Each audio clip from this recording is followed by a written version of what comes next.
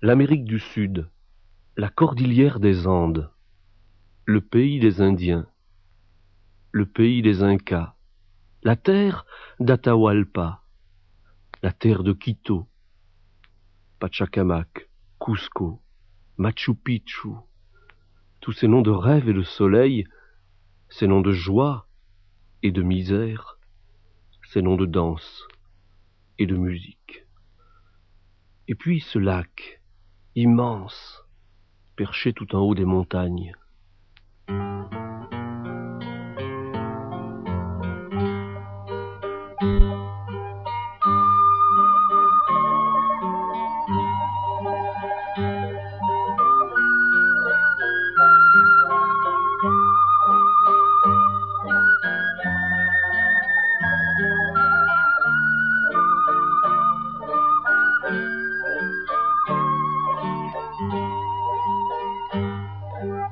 Et ce village indien blotti au milieu des roseaux. Car ici, tout vit par le roseau. Les maisons, les barques, les hommes et leur musique.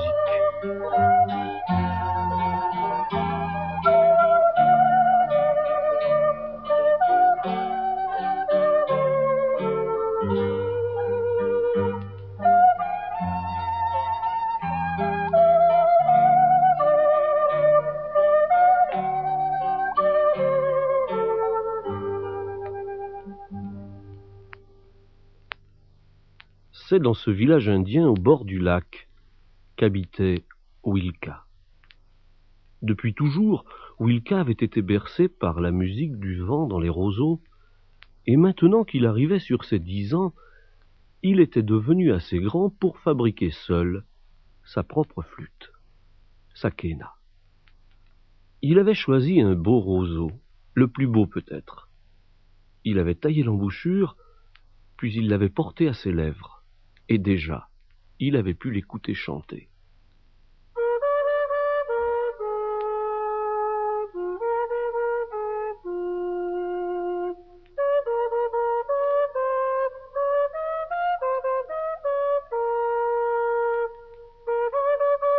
Il avait alors creusé 5 petits trous bien ronds, en prenant 1000 précautions pour ne pas faire éclater le roseau.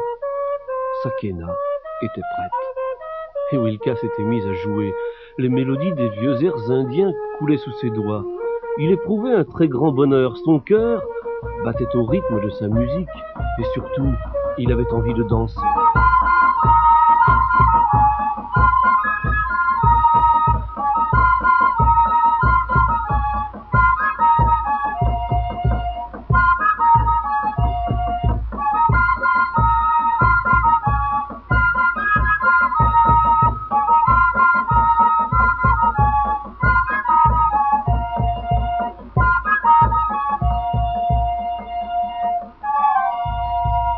Il avait joué quelques minutes quand tout à coup, il avait entendu crier « Arrête, Wilka, arrête, ne joue pas !»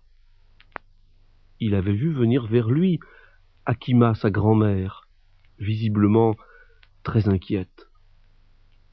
Sans comprendre, Wilka l'avait regardé de ses grands yeux noirs, et avant qu'il n'ait eu le temps de lui poser la moindre question, Akima l'avait déjà conduit jusque dans la maison.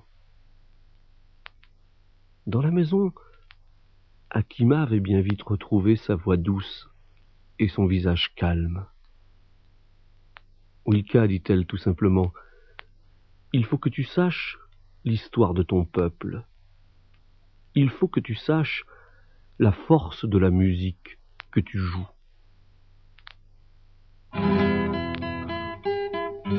C'était il y a bien longtemps. Ils sont venus, les hommes blancs.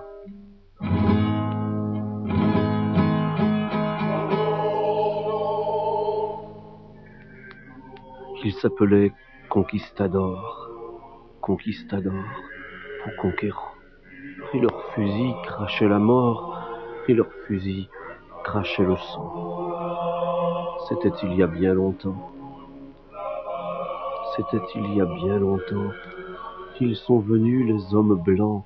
Ils ont pillé l'or du pays, lui ont arraché ses esclaves, tué ses femmes et ses enfants pour faire adorer leur Dieu blanc.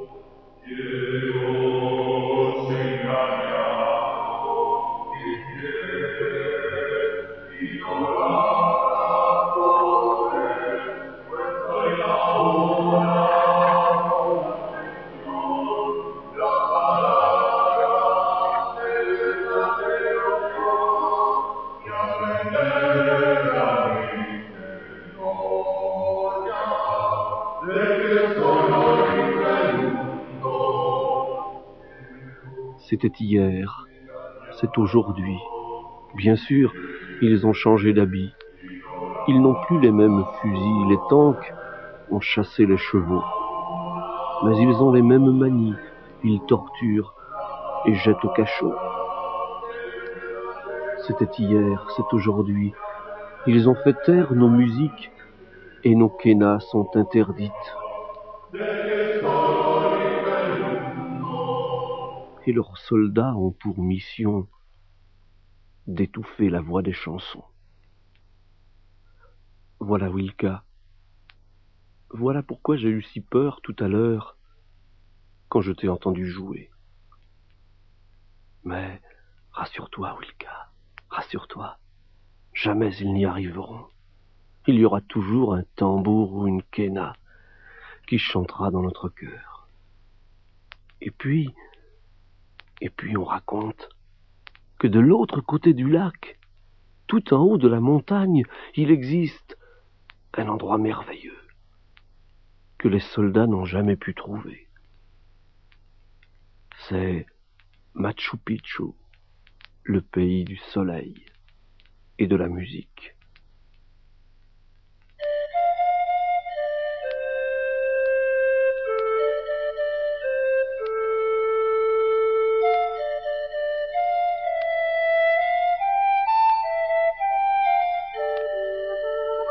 Alors, bercé par la voix douce d'Akima, Wilka s'endort et Wilka rêve.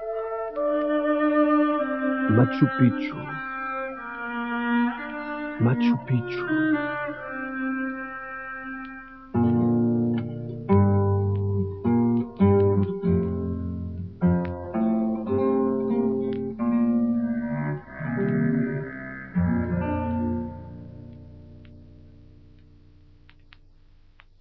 Il descend vers le lac et fait glisser son bateau de roseaux sur l'eau.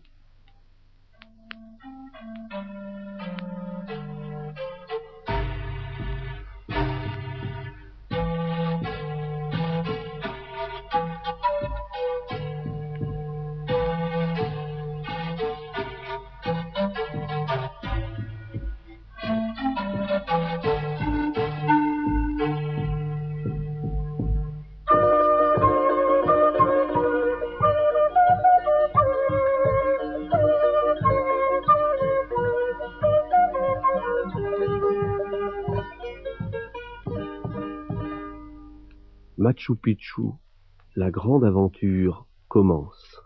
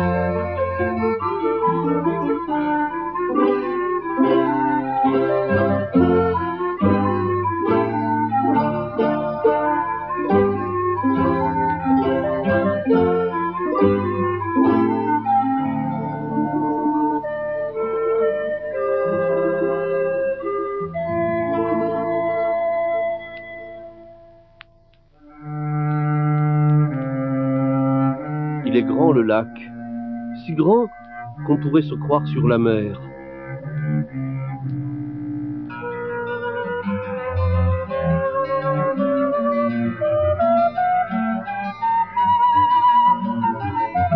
Plus Wilka s'éloigne du rivage, plus le vent souffle, et les vagues grossissent, et le ciel aussi s'assombrit. Maintenant, le vent s'est mis à souffler en longues rafales. Les vagues soulèvent le canot comme un petit bouchon. La pluie redouble.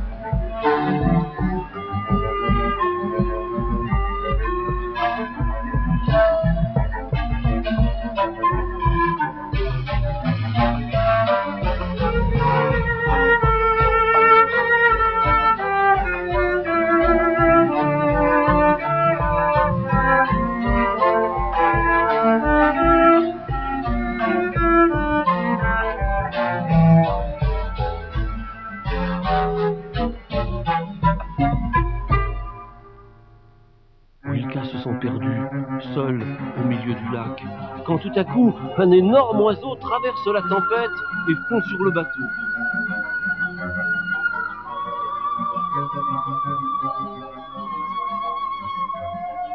Vite, grimpe sur mon dos, vite!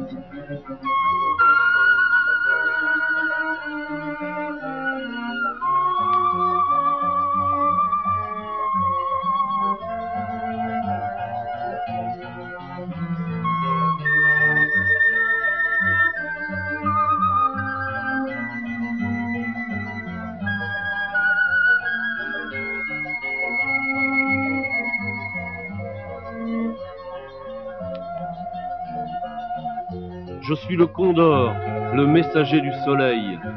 Je veille sur ce pays, le jour, la nuit, rien ne m'échappe. Ne crains rien, nous allons traverser la tempête.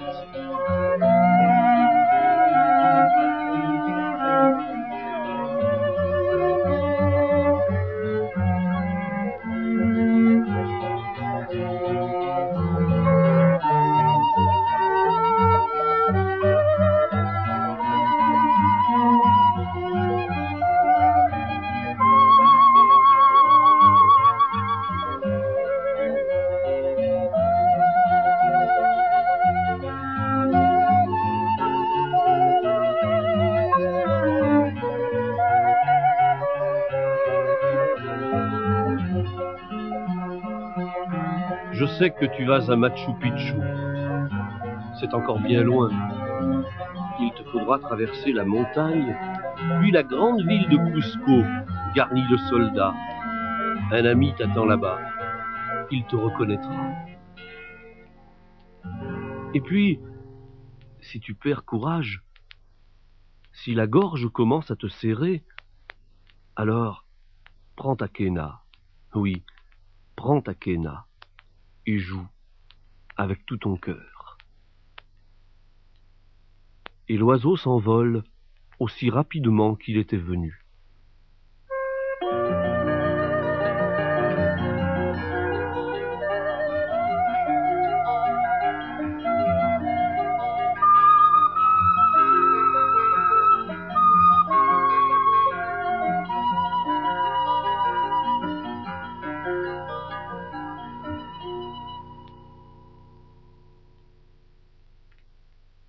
Et Wilka reste tout seul. Oh, bien sûr, il est beaucoup moins inquiet que sur son bateau dans la tempête. Mais la montagne, il ne la connaît pas. Il ne l'a jamais vue. Comment est-elle, la montagne? Peut-être toute blanche avec de la neige? Peut-être plus sombre que la forêt?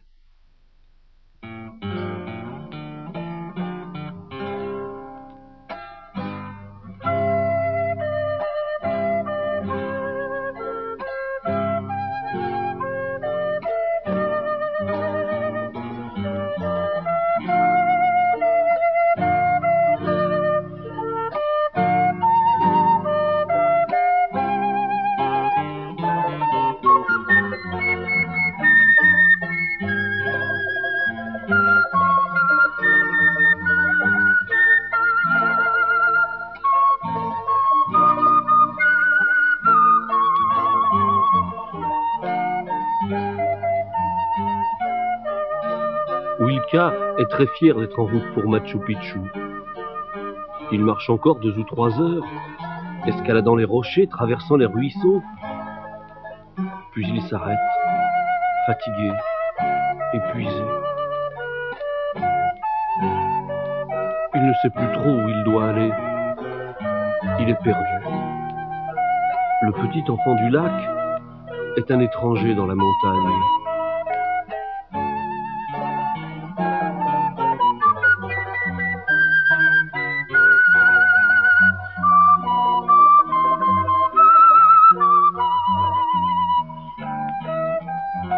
Et puis il y a le silence, le grand silence de la montagne qui commence à lui serrer le cœur. Alors, Wilka se souvient des paroles du Condor. Il prend sa quena et l'écho de la vallée lui répond comme par magie.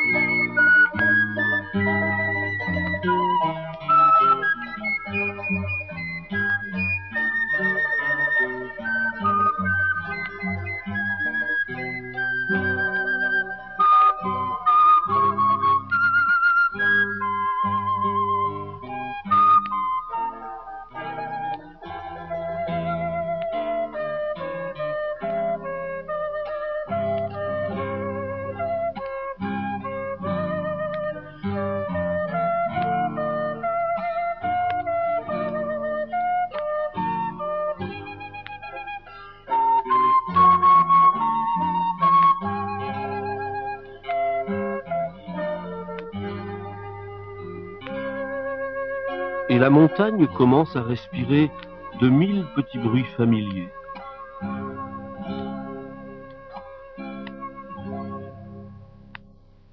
Il n'a pas plutôt fini de jouer qu'il aperçoit un animal que les Indiens connaissent bien.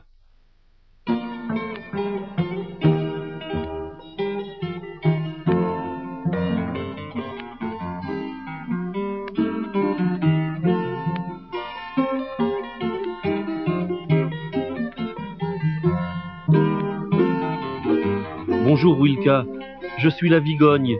Quand j'ai entendu ta quena, je sus que tu étais perdu. Elle était bien triste ta musique.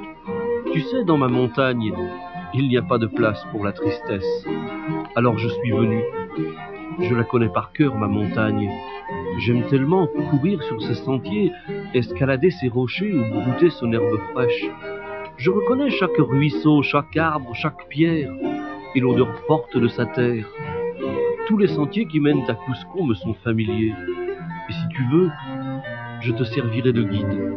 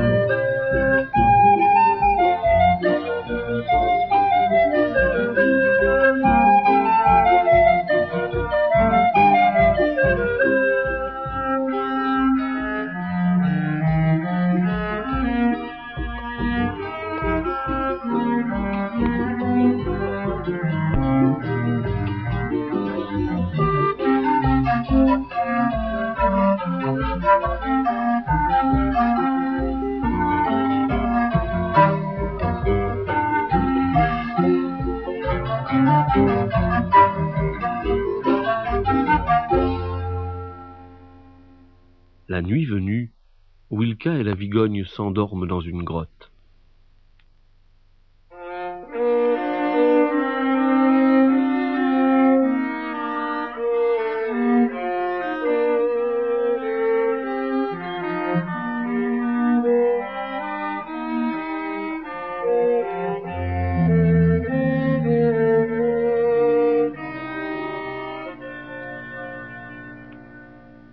Quand le matin se lève, Wilka n'a qu'à se laisser guider jusqu'aux portes de Cusco.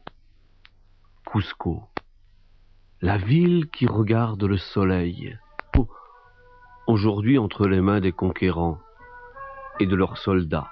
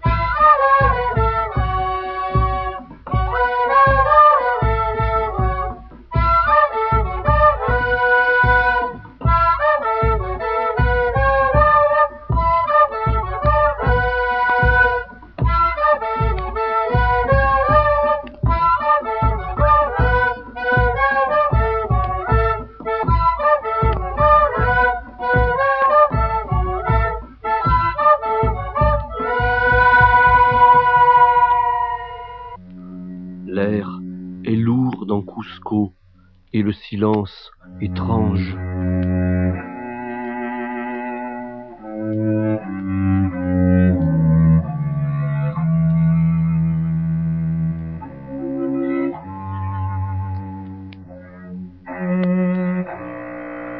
À l'angle de chaque ruelle, Wilka retient son souffle.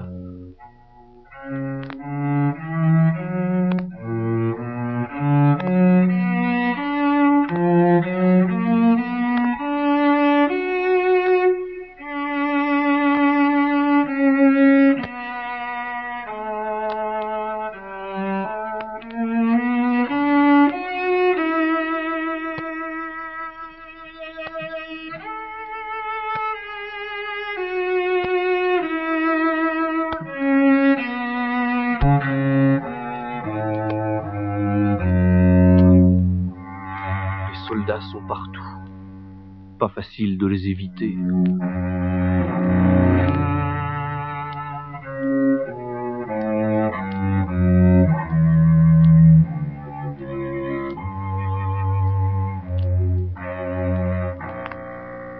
Ils sont tristes, les visages indiens. Leurs yeux parlent de leur peine et leurs mains disent leur misère. Ils ont perdu leur sourire.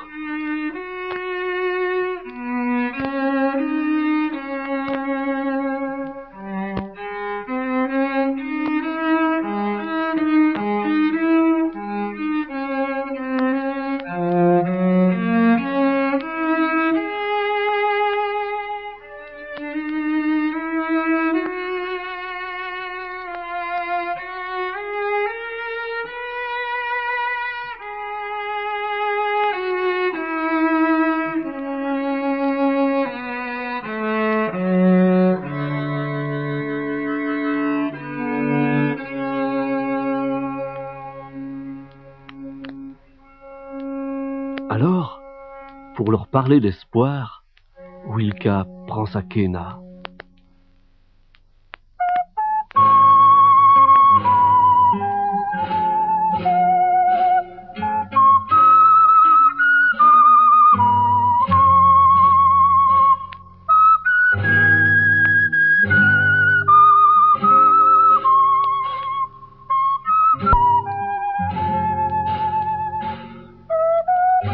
Et les gens du marché s'approchent, et leurs yeux brillent un court instant.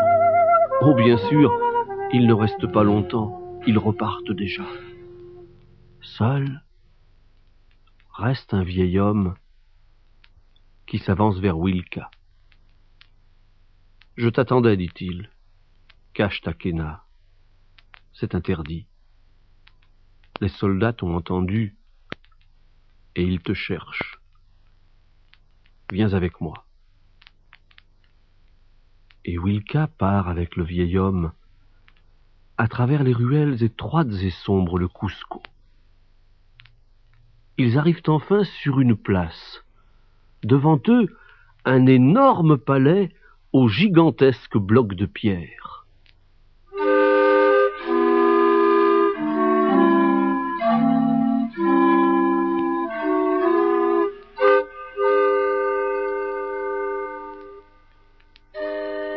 Passe par derrière, près de l'arbre, et joue doucement la quena. À bientôt. Et le vieil homme s'en va. Wilka a attendu la nuit noire. En prenant 1000 précautions, il s'est blotti au pied de l'arbre, et là, doucement, doucement, il a joué la quena.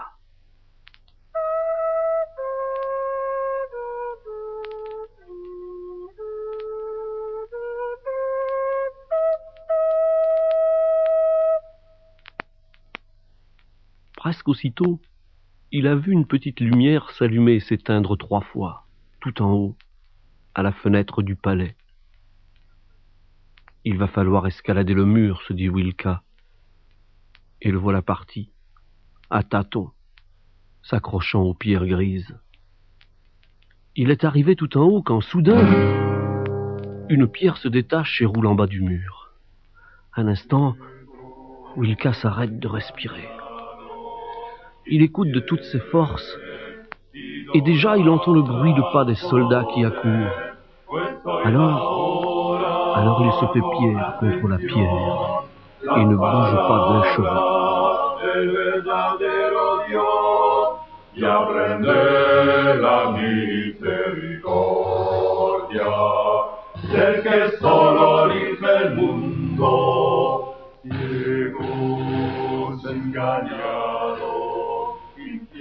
Ouf, ils sont partis. Ils n'ont rien vu. Et Wilka franchit le mur.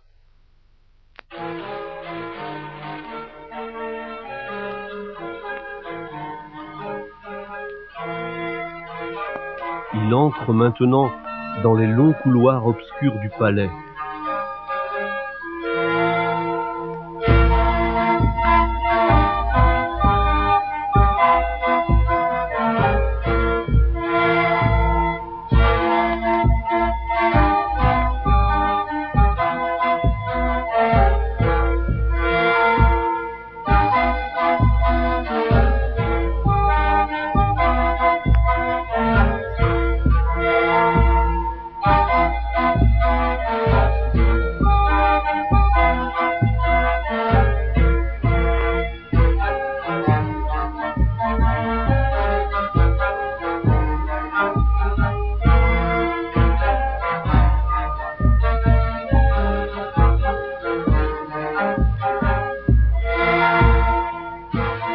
Il n'avait jamais imaginé une seconde, lui, le petit enfant du lac, qu'un jour il marcherait dans le nom.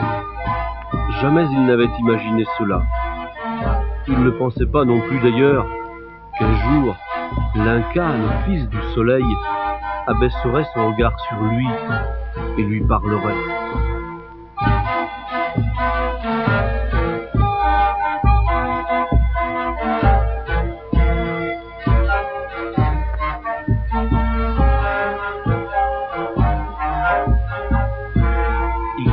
Tout petit, tout frêle, à l'idée de rencontrer l'Inca. Son cœur bat encore plus fort lorsqu'une voix puissante l'interpelle. Tu es le bienvenu, Wilka. Je t'attendais. Je suis l'Inca, le fils du soleil. Les soldats m'ont fait prisonnier et je ne peux plus quitter mon palais. Écoute-moi. Les fêtes de l'Inti Raymi que je préside en l'honneur du dieu Soleil ne peuvent avoir lieu cette année à Cusco, où je suis prisonnier.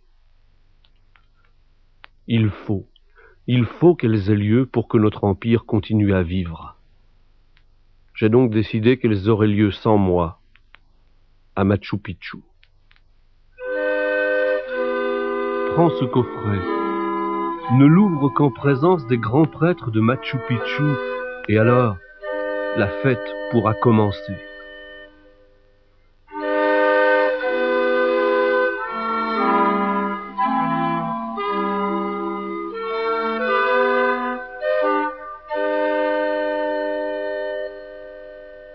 Laisse-toi guider par le soleil et sa musique, et tu pourras bientôt jouer et danser en toute liberté. Et Wilka, le cœur plein de courage, repart comme il était venu.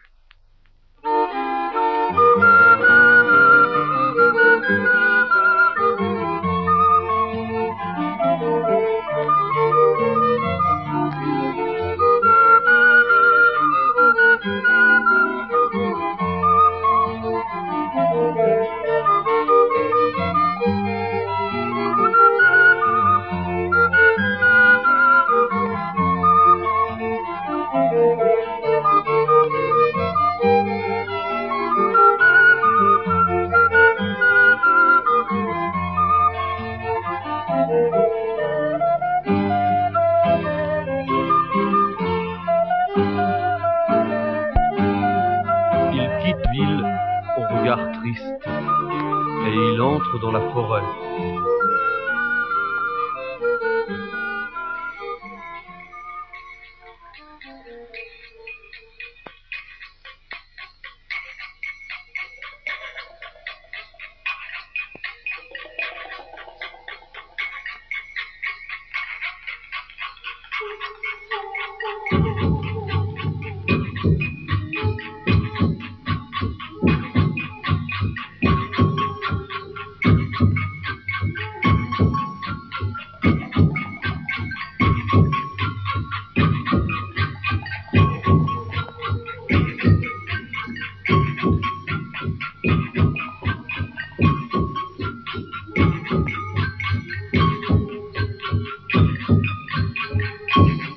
Caché sous un caoutchouc, il aperçoit un tatou.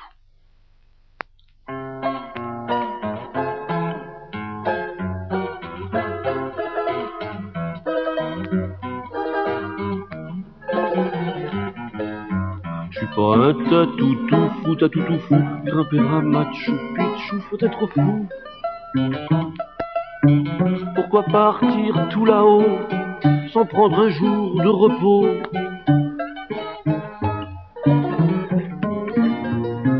C'est beaucoup trop fatigant, on risque des accidents. Moi je préfère mon caoutchouc à Machu Picchu. Je suis pas un tatou casse-cou, grimper à Machu Picchu, c'est pas pour nous. Tu verras que dans le noir, tu vas croiser le jaguar.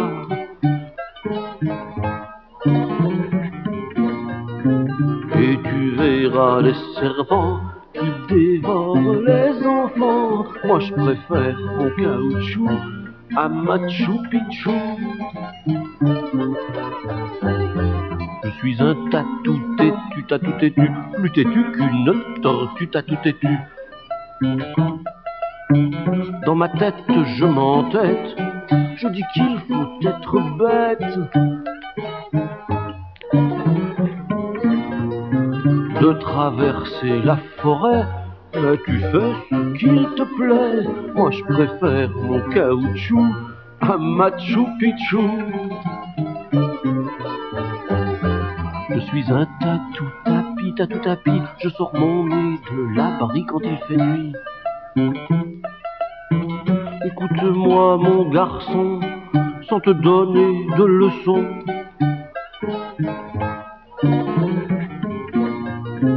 Retourne donc dans ton pays pour éviter les ennuis. Moi je préfère mon caoutchouc à Machu Picchu.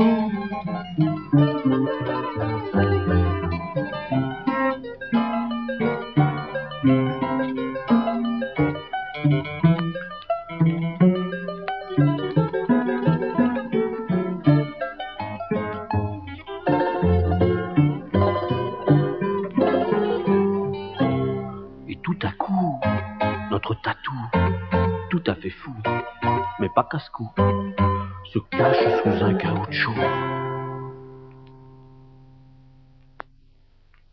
Pas renseigné pour dessous, Wilka reprend sa route, laissant là le tatou tout fou.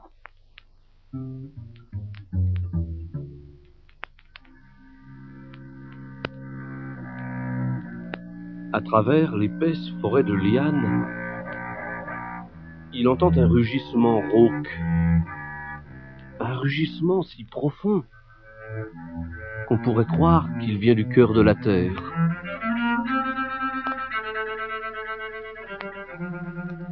Et tout s'arrête. Le moindre souffle de vie se fige. Les lézards, les oiseaux, les papillons, les perroquets bavards, tous attendent, pétrifiés.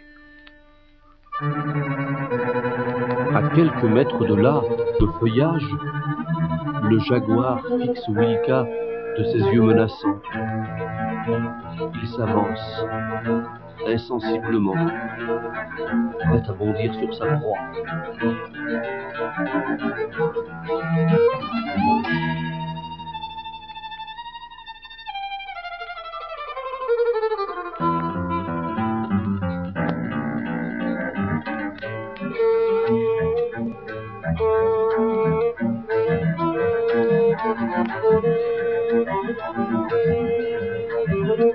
Wilka a d'abord envie de crier très fort.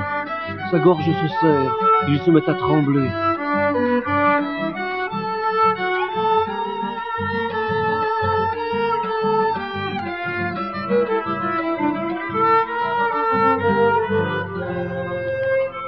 Tout s'entremêle et s'entrechoque dans la tête de Wilka. Cusco, l'Inca, le coffret, le lac, le condor, la quena.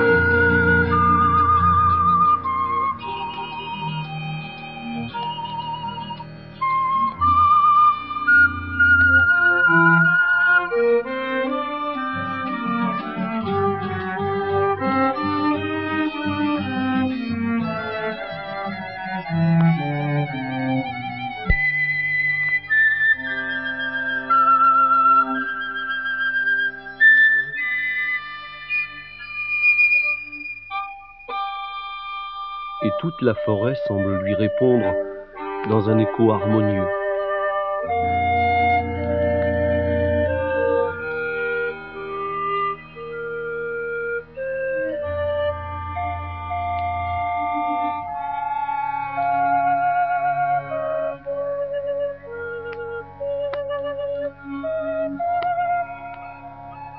Fasciné par la quena, le jaguar s'avance maintenant comme un animal familier et vient se coucher au pied.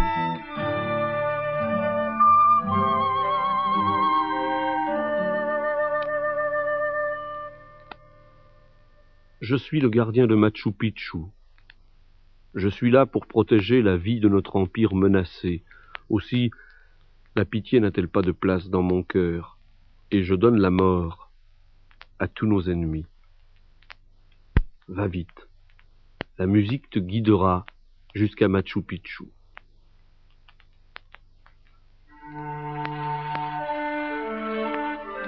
Une fois sorti de la forêt, Wilka retrouve la lumière du soleil. Il n'en croit pas ses yeux. Là, devant lui, tout près de lui, Machu Picchu, la ville du soleil et de la musique.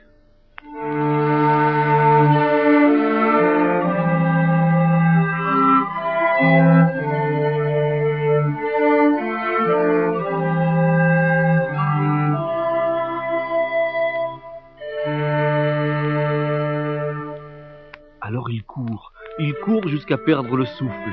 Un instant, il s'arrête et repart aussitôt.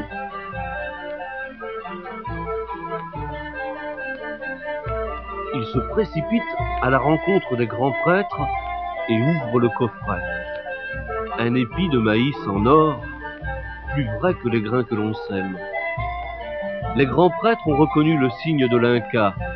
L'Inti Raymi, la fête du soleil, aura lieu. Et tous les visages de Machu Picchu s'éclairent et rayonnent de joie, comme pour remercier Wilka.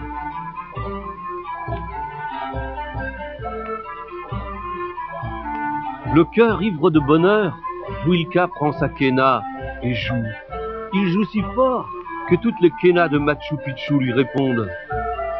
Bientôt, se dit Wilka, le pays tout entier pourra chanter et la musique sera si forte que toute la terre pourra l'entendre.